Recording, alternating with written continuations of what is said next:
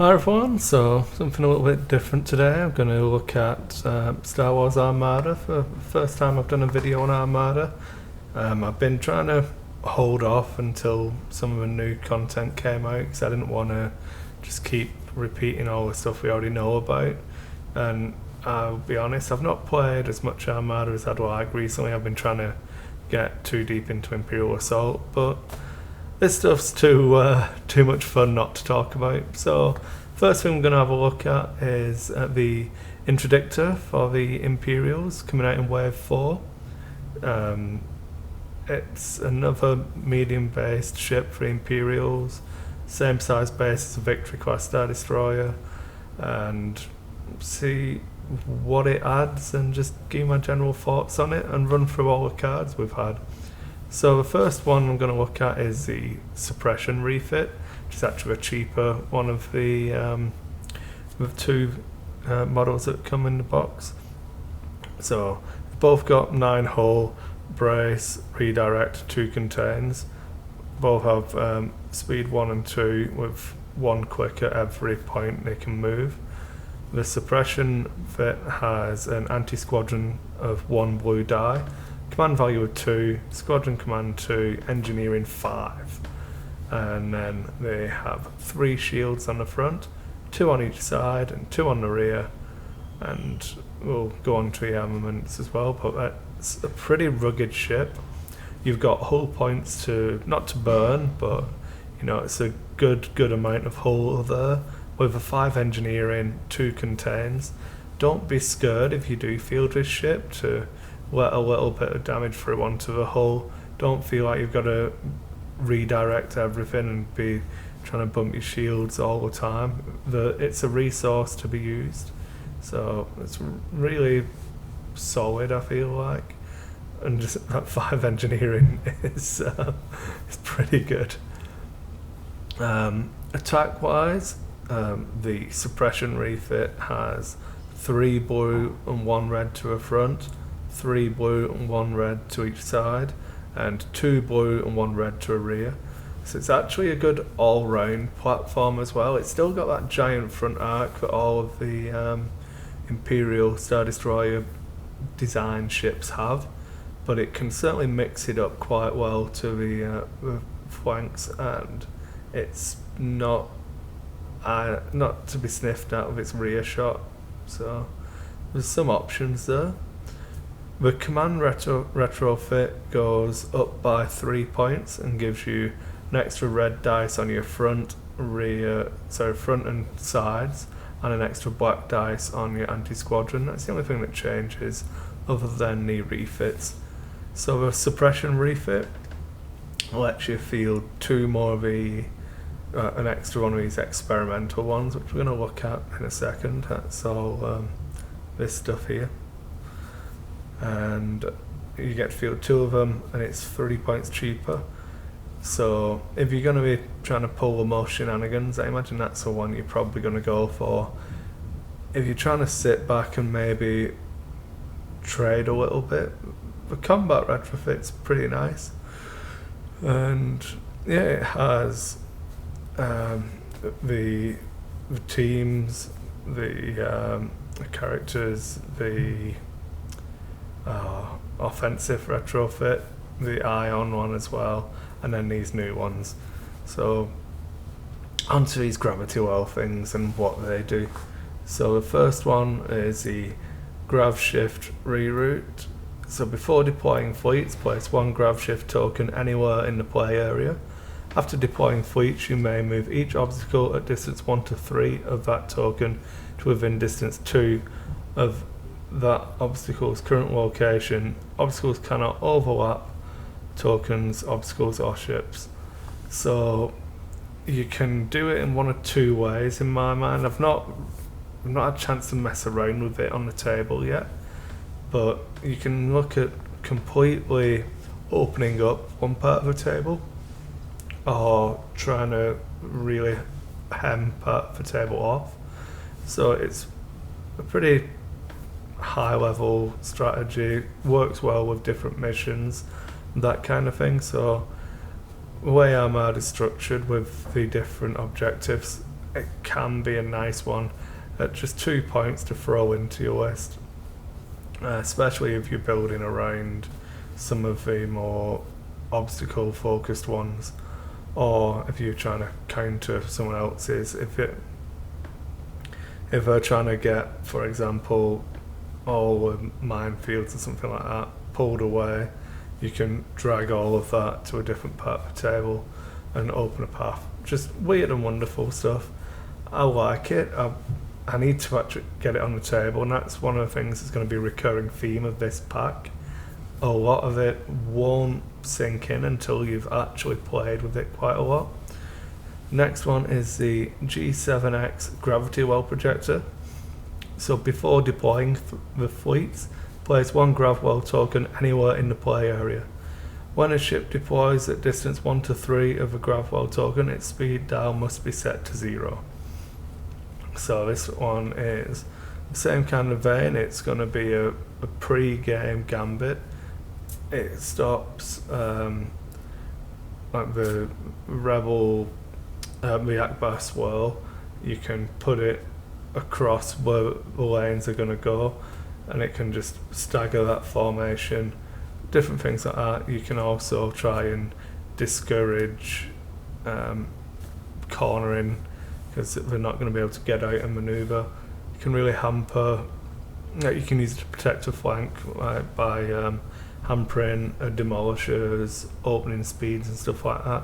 So it's got to take a more direct approach at you. Again, it's only 2 points, so I feel like good players are going to benefit from these two a lot more. I think it's an exponential increase on how much work they can get done for you. The Touting Scrambler is the next one, and that's 5 points. While a friendly ship at distance 1 to 3 is defending at close range, during the spend defense token step, you may exhaust this card to force the attacker to reroll up to 4 dice of your choice.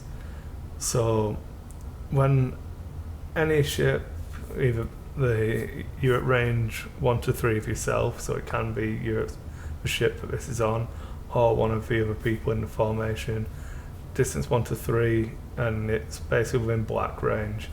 So doesn't help against a rammer ball, doesn't help against red die, but you can force a reroll when the demolisher comes knocking, and that's what I see it as really. If you're worried about MC30s or demolishers or just all those big black dice chuckers, throw this in there and keep a nice packed formation and it should be okay, maybe. The good thing about it is that it's up to 4 dice of your choice, so you don't have to make them reroll all of them. You can leave the blanks in there. And then the G8 Experimental Projector. Before an enemy ship at distance 1 to 5 resolves a determined core step, you may exhaust this card to temporarily reduce its speed by 1 to a minimum of 0 until the end of a maneuver. This one I really like the most out of all of them, which shows that's why it's 8 points. Unfortunately, it is a dotted card, so you can't throw 2 of them onto a suppression and stuff like that. But it's better than tractor beams. There's no size restriction on the ship you can do it to, and you can take it down to 0. Fair enough, it's only until the end of that maneuver, so they can still use the defense tokens. You've not knocked them all the way down, but you can hold someone in place with this and tractor beams, for example. You can really drag people around and force tokens to be spent and just influence what they're having to dial in and all that kind of stuff. So I think the G8 is the most obviously powerful one and fits into the playstyle the Interdictor is obviously geared towards, but I wouldn't discount any of the others just yet. Then we have the Interdictor title. So it's a 3-point upgrade. When a ship activates, you may exhaust this card to ready one other upgrade card equipped to a ship. So Interdictor with G8, experimental projectors, fancy flight. You probably could have printed on double-sided maybe, so it was a bit more obvious how you wanted that to work. But no, I'm pretty happy with that. You can really mess with multiple rebel ships and really get onto a control aspect of how you're going to play with this piece. Then the Admiral that comes in the box is Admiral Constantine. Is that it? And at the start of each status phase, for each enemy ship at distance 1 to 5, with at least 2 friendly medium or large ships, you may increase or decrease the enemy ship speed by 1 to a minimum of 1. Again, it just goes even deeper into that control aspect. So G8's tractor beams in this guy can knock someone going speed 3 down to speed 0 if you get them in the right order. It's pretty good, I'm not gonna lie. It's nice. Admiral Titus, it seemed like a bit of a tit to me. At the start of the first round, you may change one enemy ship speed by 1. So one thing I did think about with this guy is actually increasing the speed, especially if you've got someone trying to pull an Akbar swirl on you. Pick the middle ship, more of a rearmost ship, and speed it up. Force them to start breaking that Congo line. You can force people to come into you a little bit quicker. 2 points is a bit of a throwaway card, but yeah, I like it. With shenanigans to be had. Ooh. Sorry guys, been a long day, caught the sun, all red. It's fun times. Then some of the other cards that come in the pack that we've had spoiled is the Fighter Coordination Team. After you execute a maneuver, you may select a number of unengaged friendly squadrons up to your squadron value at close medium range. Most squadrons may move up to distance 1. So it's a good positioning tool if you're taking bombers, stuff like that. Personally, I think it's better on the rebel side. With some rebel peoples on the picture. Take the hint, reposition your B-wings or your Skirg bombers, all that stuff. But yeah, they just extra little bit of distance can really help out. Then the other one is the flight commanders. So during your activation, you can resolve your squadron commands after you execute a maneuver. So it's another bomber fighter based card. It lets you get in and come to save a squadron. So if you've overextended with maybe an early push to try and move in and get that alpha strike off, and then you can come in with this guy and do it. So I feel like this is a good alternative to the comms boosters and extended comms for controlling your fighters and stuff like that. Then the one that everyone was hoping to see, the MS-1 ion cannons. So for a blue critical, you can exhaust one of your defender's upgrade cards. So it's really good, gives you a bit of control of your enemy list. You can use it to, take out the someone else's G8 projector, TRCs, turn that off, anything like that. Just get the alpha off with this, land that blue crit. So a little bit situational, but there's loads of different gimmicks and things you can play around with.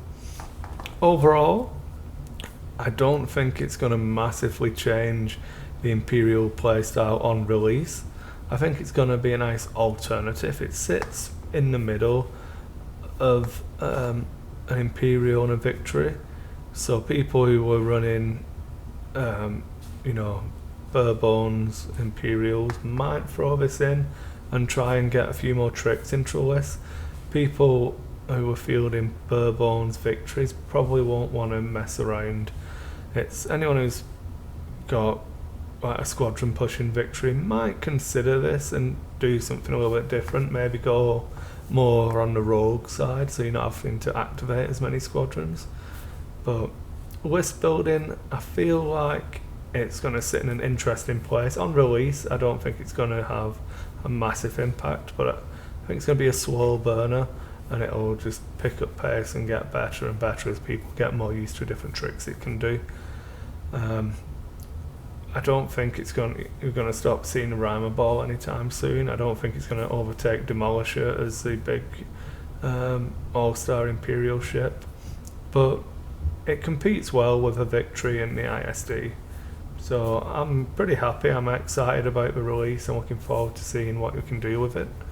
And if you guys disagree with me, throw in the comments, let me know, and we'll have a chat there. Thanks for watching, guys. Hope you enjoy the Armada content.